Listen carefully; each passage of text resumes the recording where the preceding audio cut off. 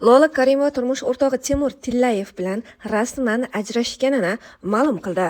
O'zbekistonning birinchi prezidenti Islom Abdug'aniyevich Karimovning ikkinchi qizi Lola Karimova. Turmush o'rtog'i o'zbekistonlik tadbirkor, u Toshkentdagi mashhur Abu Sahiy market bozorining asoschisi sifatida tanilgan biznesmen Timur Tillayev bilan rasman ajrashganini ma'lum qildi. Xabaringiz bor, bundan 2 yil oldin ular birga yashamayotganligini ma'lum qilgandi.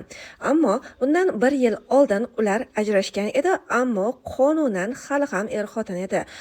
Ana endi ular rasman er-xotin emasligini aytdi. Ajrim sabablarini esa na Lola Karimova, na Timur Tillayev va hatto uning mashhur bloger qizi Maryam Tillayeva ham o'zining Instagram sahifalarida ochiq ma'lumot bermagan. Xabaringiz bor, Lola Karimova hamda Timur Tillayevning 3 nafar farzandi, 2 nafar qizi va 1 nafar o'g'li bor. Qizi Maryam Tillayeva va Safiya Tillayeva, o'g'li esa Umar Tillayevlardir. Xabaringiz bor, Timur Tillayev Lola Karimovaning ikkinchi turmushi sanaladi. Ba'zi ma'lumotlarga ko'ra, tadbirkor Timur Tillayevga turmushga chiqishidan oldin Lola Karimova Andijonda tug'ilgan Ahrorov ismli biznesmen bilan oila qurgan, ya'ni Maryam Tillayevning biologik otasi Ahrorov hisoblanadi.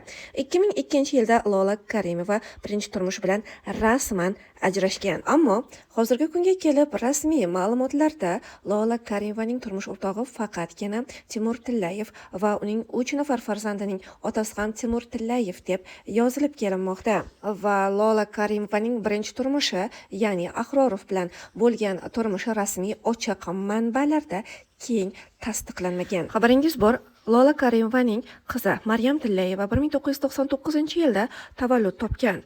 Lola Karimova Timur Tillayev bilan esa 2000-yillarda turmush qurgan. Ammo rasmiy ma'lumotlarda ular rasman 2002-yilda rasmiy nikohdan o'tgan va 2024-yilga kelib ular birga yashashni to'xtatishgan va 26 yillik nikohiga nuqta qo'ydi.